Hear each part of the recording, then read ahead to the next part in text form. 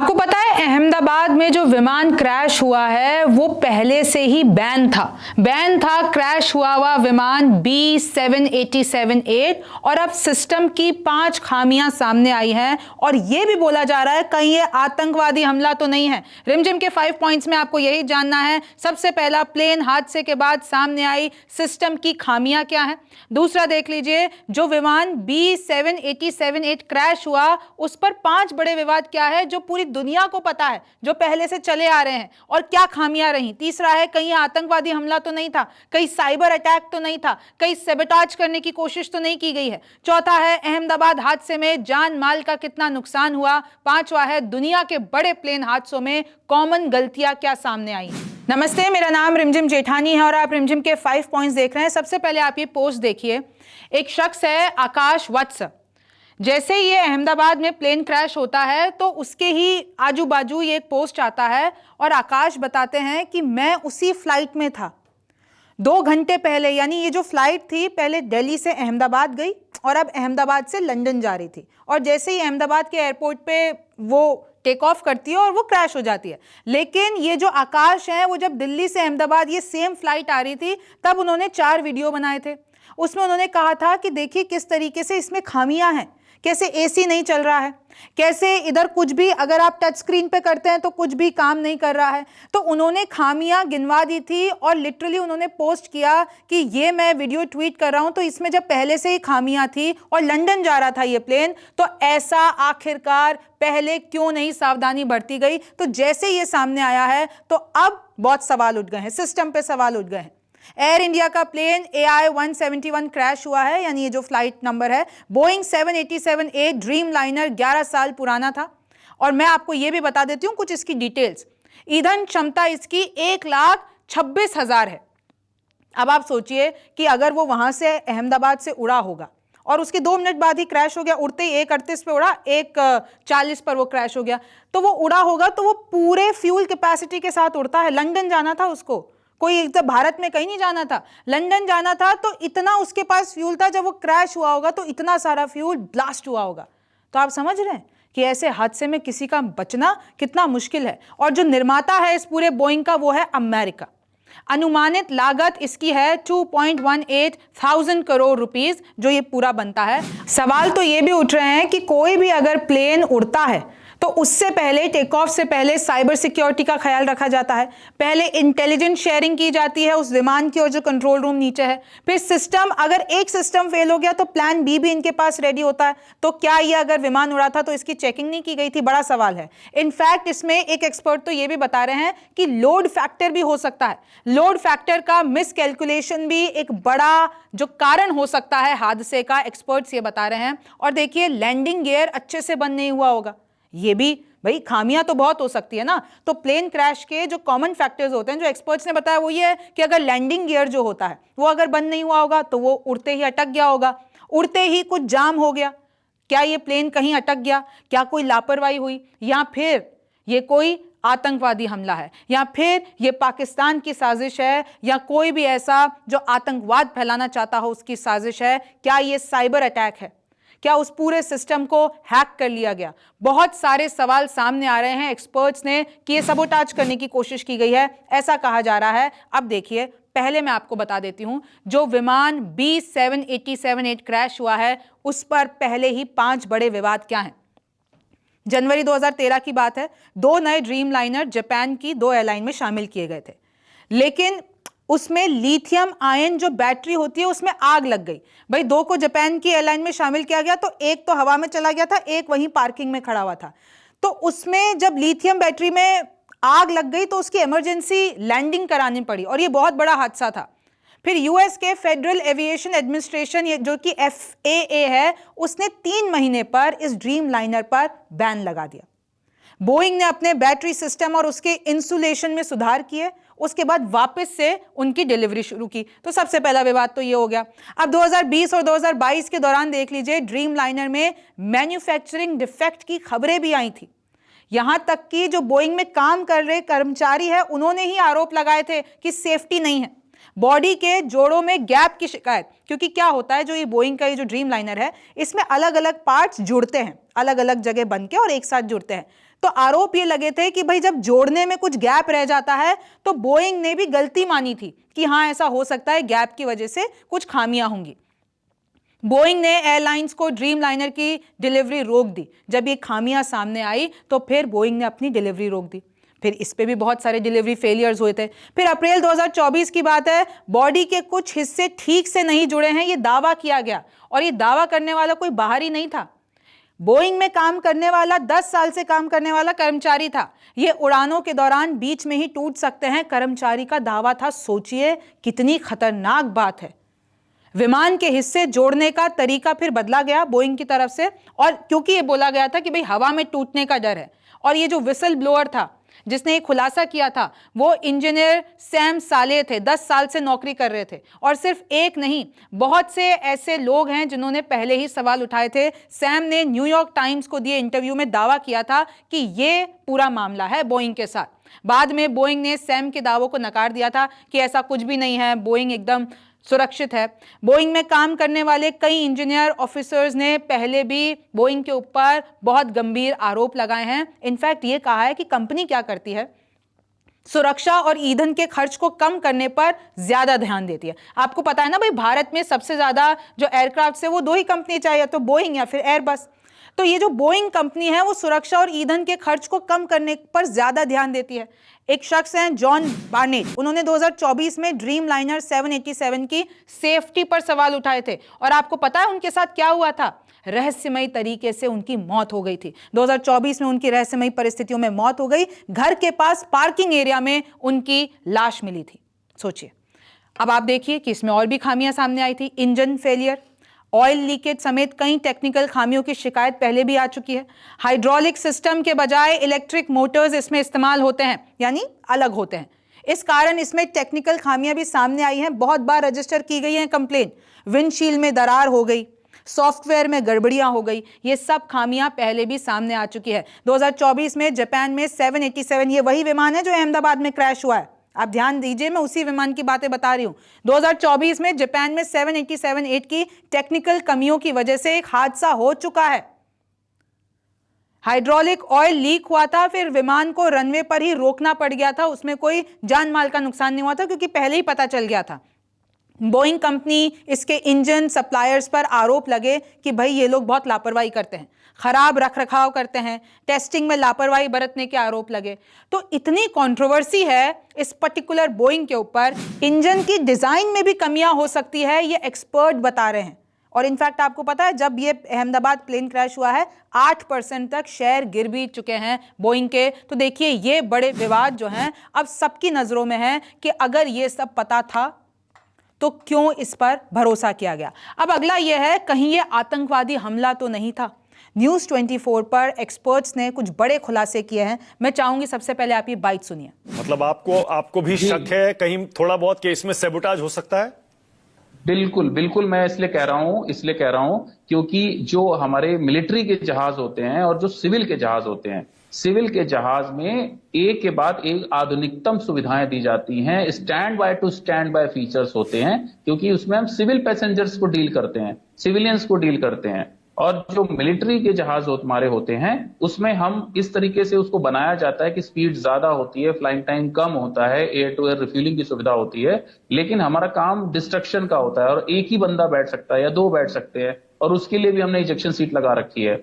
लेकिन civil aircraft में आपके आज की डेट में 4 इंजन होते हैं, एक फेल हो गया, दूसरा, तीसरा, चौथा, उसके बाद में आपका पूरा जहाज जीपीएस कंट्रोल्ड है। आपने देखा कि जीपीएस अमेरिका का है, ग्लोना सिस्टम रशिया का है, तो इसमें सबोटाज की संभावना इसलिए मुझे ऐसी लगती है अंदर से, क्योंकि मैं फौजी रहा हूं तो मैं उस तरीके से भी सोचूंगा। सबोटाज का सिर्फ पायलट से ही मतलब नहीं है, सबोटाज डिफरेंट लेवल पे हो सकता है। टेक्निकल स्टाफ जिसको मेंटेनेंस करना था, टीआरएस जिसको बोलते हैं, तो वो इंजीनियर तो गए हैं ना जहाज पे। अहमदाबाद में लैंड जब किया दिल्ली से आके, तो जहाज पर टेक्नीशियंस गए, उन्होंने सारे उसके टेक्निकल पैरामीटर्स को चेक किया, हाथ लगाया। तो बहुत, चूंकि हम लोग फौजी हैं और ठीक है उन्होंने बोला, और इस तरह की जब भी घटना होती है आप विश्वास मानिए, bureau of civil aviation on security जो है, वहां जितने टेक्निकल स्टाफ हैं जिनकी एक्सेस हुई होगी, सबों को घेरे में लिया जाएगा, सबसे पूछताछ होगी, सारे शक के दायरे में होंगे। हम कोई भी संभावना से इनकार नहीं कर सकते इतनी बड़ी दुर्घटना में। हो गई थी ऑलरेडी बीइंग अ फौजी कि हो सकता है, क्योंकि ये एक ऐसा रेयर केस है, बहुत ही रेयर केस है। एवियोनिक्स आपका स्ट्रांग है, पायलट आपका ट्रेन है, सब कुछ है, एंड अचानक से और आप माना कि एक एंगल और देखिए छोटा सा है कि भाई कुछ ऐसी खराबी या ऐसी कुछ छेड़छाड़ हो सकता है। हम संभावनाओं की बात कर रहे हैं, कुछ भी ऐसी संभावना कि भाई उसने ऐसा कुछ कर दिया कि इमीडिएटली लॉस हुआ, इमीडिएटली, है ना। सो कोई भी जो अगर छेड़छाड़ भी करी गई है तो वो इस लेवल पे ही करी गई है कि बहुत जल्दी एक्शन हो जाए, बहुत जल्दी जो जहाज का नुकसान होना है वो हो जाए।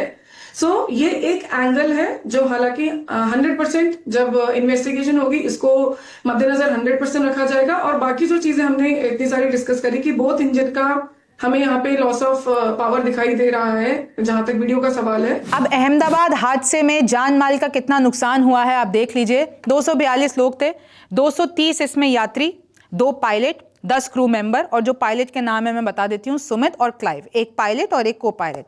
गुजरात के पूर्व सीएम विजय रूपाणी और 200 प्लस यात्रियों पर बुरी खबर आ रही है, लेकिन अभी तक कुछ कंफर्मेशन नहीं है। दावे आपको भी पता है क्या किए जा रहे हैं, क्योंकि एक्सपर्ट्स भी कह चुके हैं, कमिश्नर भी कह चुके हैं कि भाई उस विमान में जो थे उनके बचने के चांसेस बहुत कम हैं।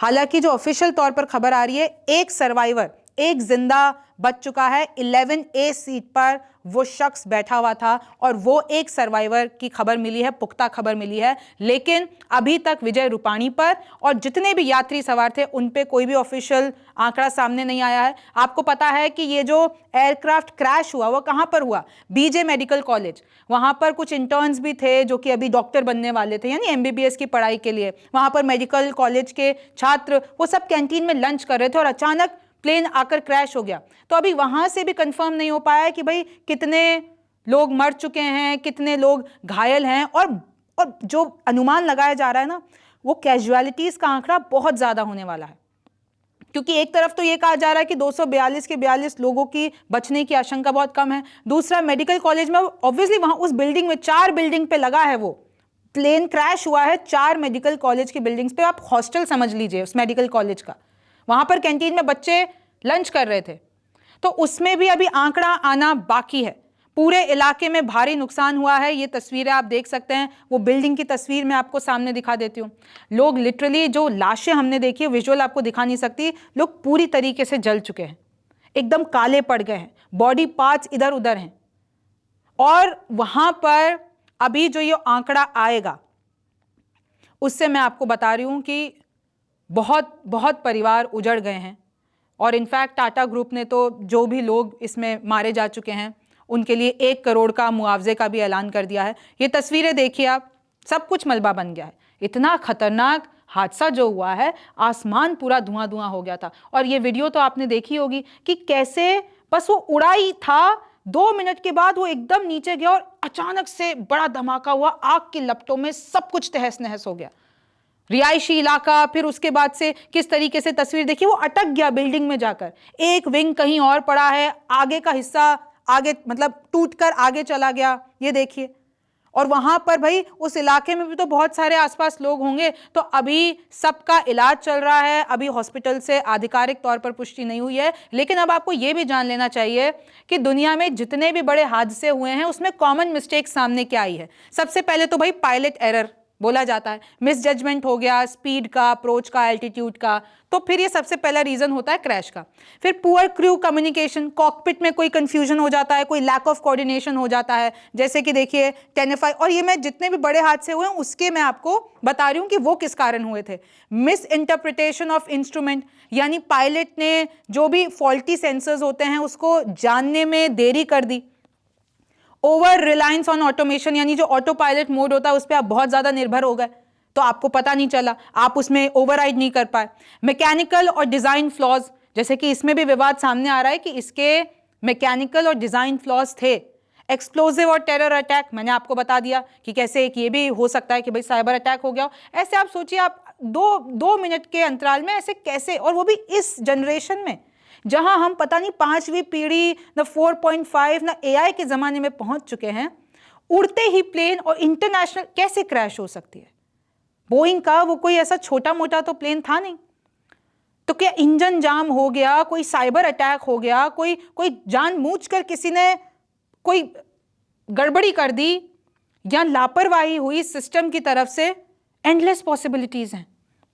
बैड वेदर या पुअर डिसीजन मेकिंग होती है जब क्रैश हो जाते हैं। Delay decision to abort take off की, अगर आपको टेक ऑफ करने से पहले कुछ खामी पता चल गई है तो आप अबॉर्ट कर देते हो, लेकिन शायद नहीं हो पाया। मेंटेनेंस नेग्लिजेंस हो जाती है कि पहले आप सब कुछ चेक करते हो, उसमें कोई आपसे गलती हो गई हो। नेविगेशनल एरर होते हैं कि आपको नेविगेशन का पता नहीं चल पाता कि आप जाकर टकरा गए हो कहीं से। बर्ड स्ट्राइक्स नॉट मैनेज की, अगर कोई बर्ड लग गया हो, अभी तो इंडिगो के साथ आपको पता है ना 1-2 बारी क्या हुआ है। ATC मिसकम्युनिकेशन की, भाई जो कंट्रोल रूम है उससे आपका मिसकम्युनिकेशन हुआ। और इस वाले मसले में भी तो सामने यही आया ना कि पायलट मेडे मेडे मेडे चिल्लाता रहा, उसके पास सिर्फ 1 मिनट का समय था। शायद ATC ने कुछ रिस्पॉन्स दिया होगा, तो फिर इतना भी समय नहीं था कि पायलट वापस से रिस्पॉन्स दे पाता, क्योंकि तब तक तो काम खत्म हो चुका था। अब देखिए, जो मेजर पैसेंजर एयरक्राफ्ट मैन्युफैक्चरर्स हैं पूरी दुनिया में, सबसे ऊपर आप देख लीजिए एयरबस, जो कि इनका जो हेडक्वार्टर है वो फ्रांस में है, यूरोप में। ये A320 नियो, A350 ये सब बनाते हैं। फिर दूसरे नंबर पे है बोइंग, जो कि USA का है। 737 मैक्स, 787 ड्रीम लाइनर उसी का ही, जो बोइंग का ही है, इसके साथ हादसा हुआ है। फिर और भी कुछ हैं जो बहुत छोटे मोटे हैं, 2 तो यही मेन प्लेयर्स हैं। चाहे आप एम्ब्रेयर ले लीजिए ब्राज़ील का, कोमैक ले लीजिए चाइना का, फिर आप आगे आते हैं तो जापान का भी है, रशिया का भी, UAC है, कनाडा का भी डी है, ATR फ्रांस। मतलब ये थोड़े छोटे प्लेयर्स हैं, लेकिन 2 मेन होते हैं। अब आप ये भी देख लीजिए कि कैसे सिर्फ ऐसा नहीं है कि बोइंग की ही कंट्रोवर्सी सामने आई है, सामने तो कंट्रोवर्सी एयरबस की भी आई है। पॉलिटिकल लॉबिंग एलिगेशन लगे हैं। इंडियन डिफेंस डील जब हो रही थी तो उसमें भी बहुत सवाल उठे थे, चाहे वो प्राइसिंग को लेकर हो, चाहे वो ऑफसेट को लेकर हो। फिर मिलिट्री एयरक्राफ्ट डिजास्टर भी हुए हैं, ऐसा नहीं है कि डिजास्टर नहीं हुआ है एयरबस के साथ भी। क्रैक्स भी A380 विंग्स में पाए गए थे। A380 प्रोग्राम का फेलियर भी हुआ है एयरबस के साथ। कंपटीशन की कंप्लेन भी आई है बोइंग के खिलाफ। तो अब सबके मन में ये सवाल उठ जाता है, देखिए ऐसा कोई हादसा होता है तो सबके मन में सवाल हो जाता है कि विमान की यात्रा कितनी सुरक्षित है, कितना आप भरोसा कर सकते हैं कि आप कहीं जा रहे हैं। जैसे कि कई ऐसी स्टोरीज सामने आई है, कोई अपने बीवी से मिलने जा रहा था, कोई जो है ईद मनाने आया था इधर और वहाँ वापस लंदन लौट रहा था। कोई 2 ब्रिटिशर्स थे जो वापस जा रहे थे। आपको पता है ना कि 169 उसमें भारतीय हैं, 53 उसमें ब्रिटिश के सिटीजन्स हैं, फिर उसमें 7 पुर्तगाल के हैं, 1 कनाडा का है। तो आप सोचिए कि ये एक तरीके से अगर हम सिक्योरिटी, क्रेडिबिलिटी, सेफ्टी, पूरी दुनिया में इस वक्त पूरी दुनिया ने इस खबर को छाप दिया है, क्योंकि अभी तक का ये बहुत बड़ा हादसा बताया जा रहा है। अब इस पे आगे जो अपडेट्स आएंगी वो विचलित कर देने वाली होंगी। ऑफिशियल आंकड़ा नहीं आया है, लेकिन आशंका यही है कि बहुत नुकसान हो गया है। आपका इसके बारे में क्या सोचना है मुझे कमेंट सेक्शन में ज़रूर बताइए। आप रिमझिम के 5 पॉइंट्स देख रहे थे। मेरा नाम रिमझिम जेठानी है। आपसे फिर मुलाकात होगी। नमस्कार, मैं हूं मानक गुप्ता। अगर आपको हमारा ये वीडियो पसंद आया हो तो इसे लाइक और शेयर जरूर करें, और हाँ, हमें सब्सक्राइब और फॉलो करना ना भूलें, ताकि आप देश और दुनिया की कोई खबर मिस ना करें। तो जुड़े रहिए हमारे साथ और देखते रहिए News 24।